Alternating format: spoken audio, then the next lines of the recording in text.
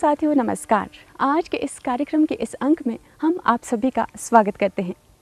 आज हम आपको लेकर चलने वाले हैं ज़िला सोलन के राहों गांव, जहां आपकी मुलाकात हम करवाने वाले हैं आज के हमारे सफल पशुपालक एवं सफल कृषक श्री सदानंद जी से।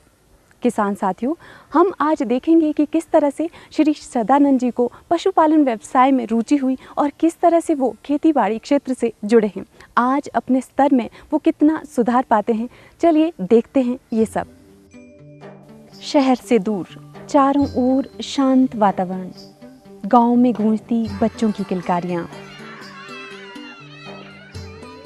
और पशुओं के बीच काम करती महिलाएं, कुछ ऐसा ही नज़ारा नजर आता है पशुपालक वो आज के हमारे सफल कृषक श्री सदानंद के गांव का। सदानंद ने अपने इस व्यवसाय का आरंभ छोटे स्तर पर किया था, लेकिन अपने कठिन परिश्रम के बल पर आज एक सफल व प्रतिष्ठित पशुपालक बनकर समाज के सम्मुख वे उभरे हैं। मेरा मुख्य पेशा डेयरी फार्मिंग है, जिसमें मैंने अभी 2 गौएँ मेरे पास है। एक गाय मेरी 3 महीने पहले सोने के बाद किसी कारण से मर चुकी है, जो कि 28 किलो दूध देती थी। और अब मेरे पास 2 गौएँ हैं जिन्हें मैं चुवाई कर रहा हूँ। इनकी जो लैक्टेशन है, एक 24-24 किलो दोनों दे रही है। एक को मैं 3 टाइम चो रहा हूँ, फर्स्ट लैक्टेशन में है, ये न्यूजीलैंड वाली वैरायटी है। और जो दूसरी है HF में है, ये क्या नाम हॉलस्टन की वैरायटी है। और ये मेरे अपने घर की पाली हुई बच्चियाँ हैं। ये जो हॉलस्टन है, इसकी उम्र 3 साल 3 महीने है। और जो ये जर्सी में है, न्यूजीलैंड वाली है, इसकी उम्र 2 साल 3 महीने है। जो मेरी हॉलस्टन गाय है, इसको सूए हुए भी 3 महीने हुए हैं, और जो दूसरी है उसको सूए हुए भी 1.5 महीना हुआ है।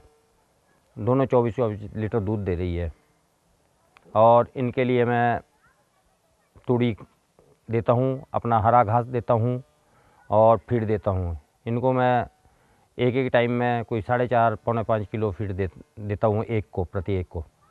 और इनके ऊपर मैं 3 बछड़ियों का निर्वाह भी कर रहा हूँ, 3 बछड़ियों को भी पाल रहा हूँ, क्योंकि एक जिसकी माँ मर चुकी है उसका भी इन्हीं के ऊपर दारोमदार है। और उसके बावजूद मैं इनसे अपने घर का दूध का खर्चा चलाने के बावजूद 5 किलो पनीर डेली निकाल रहा हूँ, जिसे मैं मार्केट में 220 रुपये किलो बेच रहा हूँ। और जिससे मैं कम से कम 32-33 हज़ार की इनकम पनीर से ले रहा हूँ। और 5-6 किलो घी भी घर का निकाल लेता हूँ। किसी भी कार्य में सफलता अर्जित करने के लिए परिवार का साथ होना जरूरी होता है।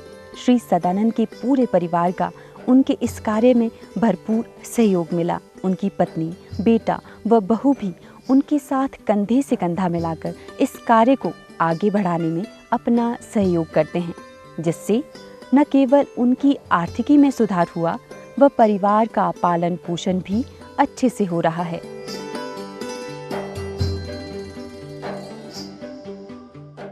हमने घर में गाय पाल रखी है, उनके लिए घास लाते हैं, उनको फीड वगैरह देते हैं, और बाकी उनसे दूध का हमारे बिजनेस सोर्स भी है। पनीर बनाते हैं, मार्केट में बेचते हैं, जिससे इनकम का सोर्स भी है बना हुआ। और बाकी घर पे भी बच्चों के लिए, अपने लिए भी है, दूध दही सब कुछ बनता है। इनकी देख रेख मैं भी करता हूँ, मेरी मिसेज भी करती है, बच्चे भी करते हैं। तो सब रल मिल के इनका ये करते हैं। बाकी जो एनिमल हस्बेंड्री डिपार्टमेंट है वो भी हमें कोऑपरेट करता है, कोई ऐसी बात नहीं है। जब उनको बुलाओ तो वो आते हैं। सदानंद न केवल दुग्ध उत्पादन से घर पर ही दूध से बने उत्पाद, दही, पनीर बनाकर फायदा उठा रहे हैं, बल्कि इन्हीं गायों के गोबर से बायोगैस का लाभ भी ले रहे हैं, जिससे गैस खर्च में भी बचत हो रही है। इनके गोबर से गोबर गैस प्लांट लगाया हुआ है, जिससे मैं अपने खाना बनाने के लिए गोबर गैस यूज़ करता हूँ। आजकल तो थोड़ी ठंड में कम है, पर गर्मियों में मेरा पूरा कार्य उससे हो जाता है। और उसके बावजूद उसको साथ में केंचुआ पिट बनाया हुआ है, केंचुआ पिट में डाल के उससे वर्मी कंपोस्ट भी और कंपोस्ट तैयार करता हूँ, जो कि मेरे खेतों में फसल के लिए बहुत लाभदायक है। किसान साथियों, आज के हमारे सफल कृषक श्री सदानंद जी न केवल पशुपालक हैं, बल्कि उसके साथ साथ वो एक सफल कृषक भी हैं। वो न केवल पशुपालन व्यवसाय से ही लाभ अर्जित कर रहे हैं, बल्कि खेती संबंधी कार्यों के साथ भी वो उतनी मेहनत, रुचि और लगन के साथ जुड़े हैं और वहाँ से भी वो लाभ अर्जित कर रहे हैं। तो चलिए आपको लेकर चलते हैं उनके खेतों की ओर और जानते हैं कि किस तरह के खेती बाड़ी संबंधी कार्यों के साथ इन दिनों वो जुड़े हैं। गोबर का इस्तेमाल जैविक खेती को आगे बढ़ाने में किया जा रहा है। वर्मी कंपोस्ट के जरिए सदानंद विभिन्न फसलों का उत्पादन खेतों से ले रहे हैं। इसके अलावा कीवी और सेब के बागीचे भी तैयार किए गए हैं। कीवी के फलों से इस वर्ष लगभग 1.5 लाख के करीब इन्हें लाभ पहुंचा है। मिट्टी की उपजाऊ क्षमता को बनाए रखने के लिए और सफल फसल उत्पादन के लिए सदानंद गौओं से प्राप्त गोबर या वर्मी कंपोस्ट का इस्तेमाल कर रहे हैं, जिससे इन्हें अच्छा लाभ मिल रहा है। मेरा नाम भूपेंद्र शर्मा है। मैं श्री सदानंद जी का बेटा हूँ। व्यवसाय से कृषि और डेयरी फार्मिंग करते हैं। हम गाय पालकर दूध, पनीर बेचते हैं और उससे हमारी आजीविका चलती है। और साथ में कृषि कार्य करते हैं। कीवी का बगीचा भी लगाया है, जिससे हमें काफ़ी आमदनी होती है। और नकदी फसलें टमाटर, शिमला मिर्च, गोभी इत्यादि लगाते हैं। हरा चारा गाय के लिए पर्याप्त मात्रा में लगाया है। खेतों में वर्मी कंपोस्ट डालते हैं, जिससे काफ़ी हमें ऑर्गेनिक खेती, जो एक स्वस्थ जो हमारा पैदावार है वो होती है।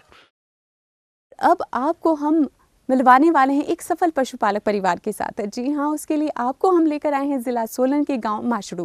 ग्रामीण क्षेत्र में जब हम जाते हैं तो अक्सर हम देखते हैं कि महिलाओं का बहुत ही महत्वपूर्ण योगदान होता है। अगर हम पशुधन की बात करें, अगर हम ग्रामीण क्षेत्र में जाते हैं, खेती बाड़ी की बात करें, तो महिलाएं बहुत ही महत्वपूर्ण रोल अभिनीत करती हैं इन सारे ही कार्यों में। तो चलिए इस परिवार की महिला मुखिया से आपकी बात करवाते हैं, जिनका नाम है श्रीमती विमला शर्मा। हम गांव में रहते हैं, पशु पालते हैं, गाय बैल सब कुछ रखे हुए। पशु धन जो हमारे लिए वो बहुत महत्वपूर्ण है। इससे हमारे को बहुत से लाभ हैं।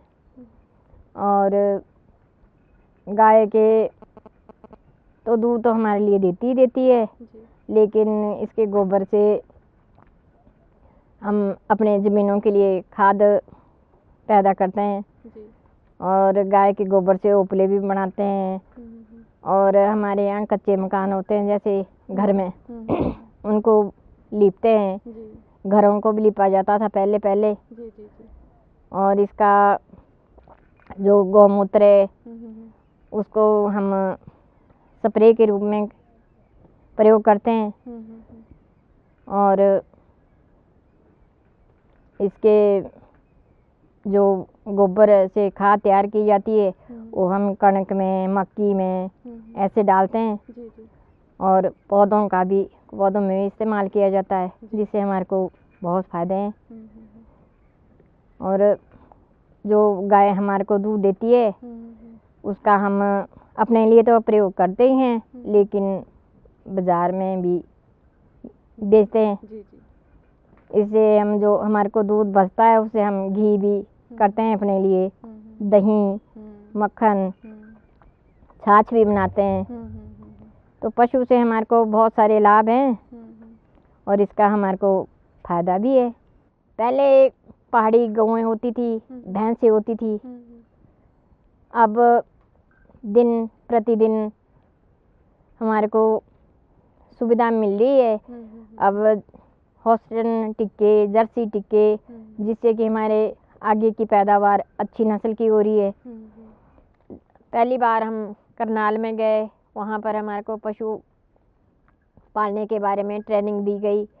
और वहाँ से खाद के पशु के लिए चारा बनाने की विधि भी बताई गई, पनीर बनाने की विधि बनाई गई, और कैसे कैसे फीड दी जाती है उनको, उसके बारे में भी बताया गया। टीकाकरणों के लिए बारे में भी बताया गया हमारे को वहाँ से। फिर दूसरी बात हमारे को जिला सोलन की तरफ से पालमपुर भी ले गए, वहाँ पर भी हमारे को गाय के बारे में ट्रेनिंग दिलाई।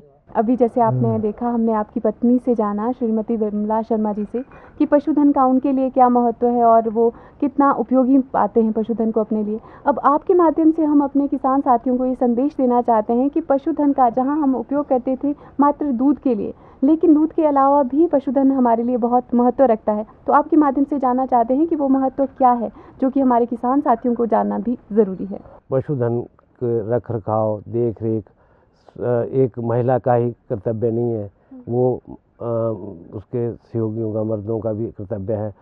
अक्सर यह देखा गया है कि महिलाएं इस काम में सक्षम रहती हैं और पुरुष वर्ग जो है उस चीज़ को नहीं देखता, परंतु ऐसा गलत है।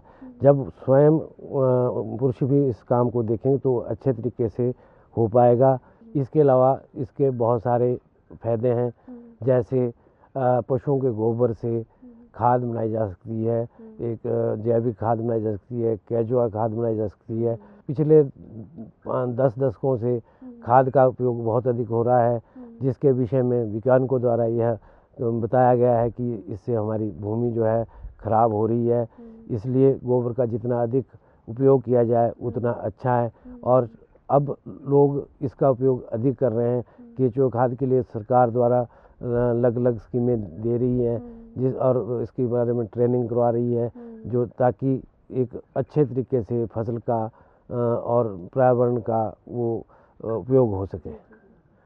इसके अलावा हमें एक और भी फ़ायदा है जो हमें हमारी आर्थिक स्थिति को सुदृढ़ बनाती है। जो हमने पशु पाल रखे हैं मतलब अच्छी नस्ल के, उसमें हमें दूध के लिए ज़्यादा ड्राई समय नहीं मिलता, क्योंकि हम अच्छी फीडिंग करते हैं पशुओं की, तो वो 60 और 90 दिन के बीच दोबारा प्रेग्नेंट हो जाते हैं और उनका ड्राई पीरियड 1 ही महीना रहता है। और जो उनसे बच्चियाँ होती हैं उनको हम अच्छे तरीके से फीडिंग करके 18 से 24 महीने के बीच प्रेग्नेंट करवा के उनकी बच्चे ले लेते हैं, उनको बेचते हैं, उनसे भी एक आय का स्रोत होता है।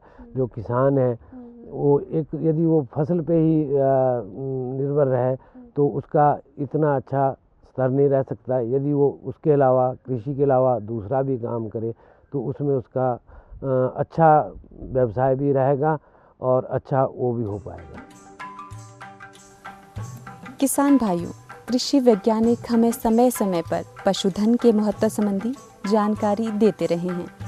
पशुधन से न केवल हम दूध ही प्राप्त करते हैं, बल्कि गोबर, गौमूत्र और जैविक खाद भी हम प्राप्त कर सकते हैं।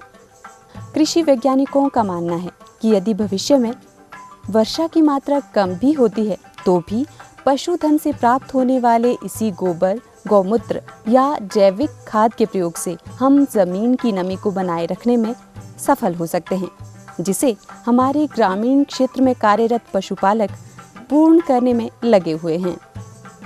जैविक खेती को प्रोत्साहित करने में मनुष्य, मिट्टी व पर्यावरण के स्वास्थ्य और सुंदरता को बनाए रखने के लिए पशुधन का अपने आप में बहुत महत्वपूर्ण रोल है। आज के हमारे इस कार्यक्रम में फिलहाल इतना ही। दीजिए अनुमति। नमस्कार।